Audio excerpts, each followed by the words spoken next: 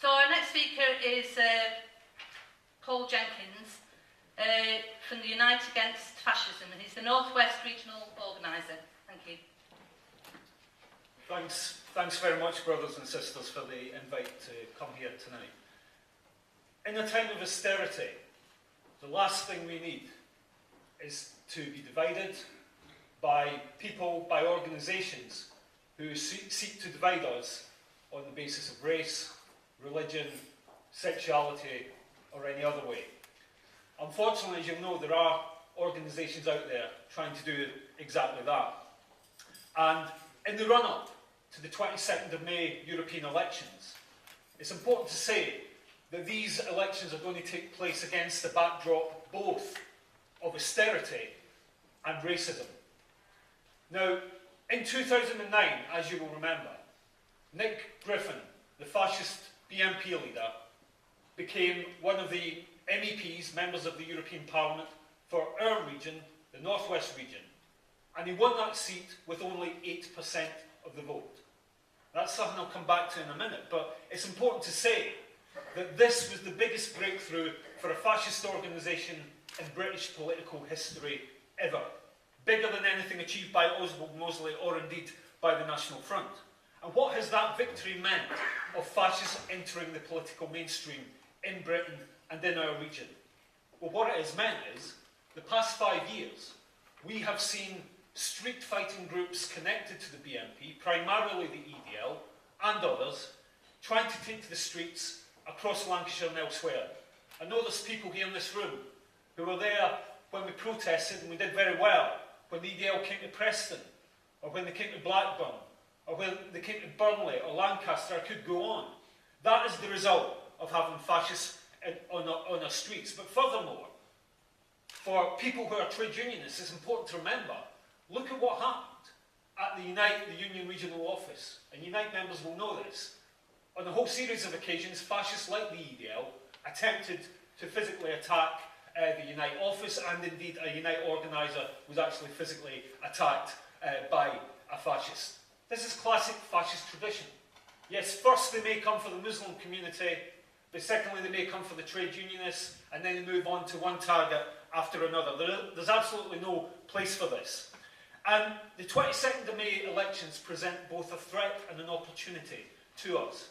Now, I'm going to say something that some of you might find a bit surprising, and it's this, that actually Nick Griffin has still got a good chance of holding on to his MEP seat.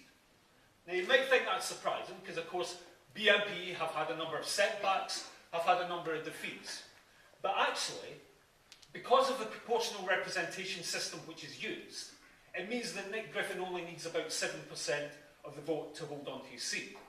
So, of course, we all cheered when the BNP were kicked out of the council seats in Barking and Stoke.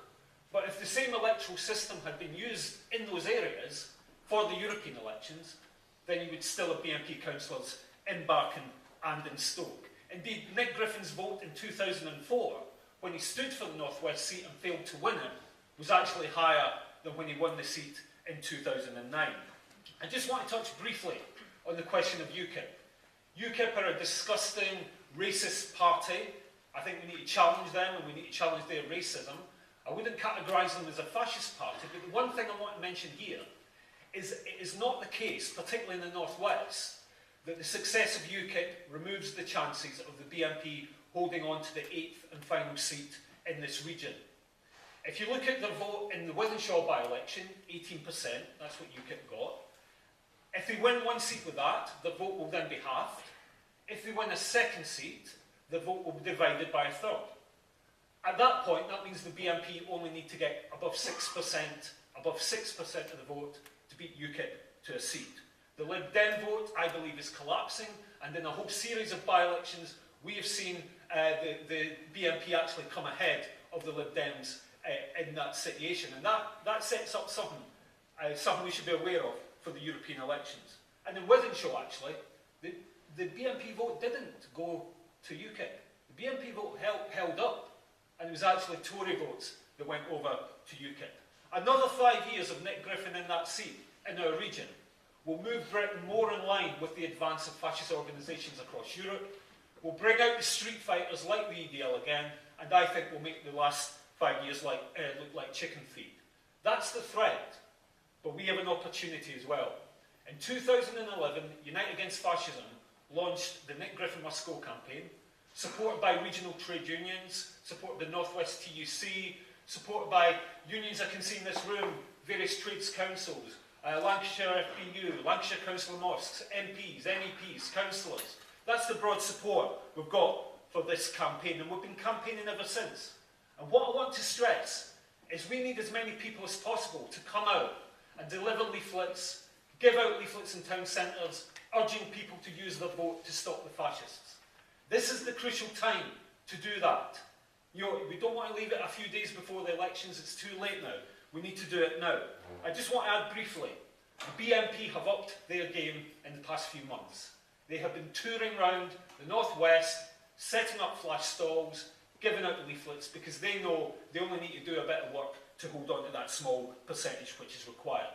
There's various Nick Griffin Must Go activities taking place across Lancashire, days of action and so on, and I would encourage all of you here to get involved in those and to please leave your details at the UAF stall at the back so that you can get involved. I mentioned there's going to be a racist backdrop to these elections. That's why the TUC, UF and others, all leading trade unions, are supporting this demonstration, which you'll have leaflets on your chair, on the 22nd of March. Again, I'd urge you to put down your name for the transport going from Lancashire to that. There's a lot going on. We have a big rally in Manchester this Thursday. Again, details at the back. The TUC president is speaking at that. But what I really want to stress is this. If we are successful in kicking out Nick Griffin, it will be our generations who are able to say that we pushed back the biggest breakthrough by a fascist organisation in British political history ever. The rest of Europe is watching us here, sisters and brothers. The rest of Europe is watching to see what happens in Britain at the European elections. When Nick Griffin won that seat, a statistic came out that said if 0.01% more people had voted, the BNP would not have got in. That means what you do in terms of giving out leaflets, in terms of every person you speak to, can make a crucial difference. That's why I stress, please get involved in this campaign. We're not saying to people who you should vote for. All we're saying is, whatever you do, get out and use your vote against the fascists, because that's the battleground that the fascists are actually operating on. I said the rest of Europe are watching us. If we are successful in kicking out Nick Griffin, we can act as a beacon to the rest of Europe. We can actually show that it is possible to beat the fascists if we organise against them. You can play your part in that by making sure we kick the fascists out of the North West and out of the political mainstream once and for all. Let's go out and do it.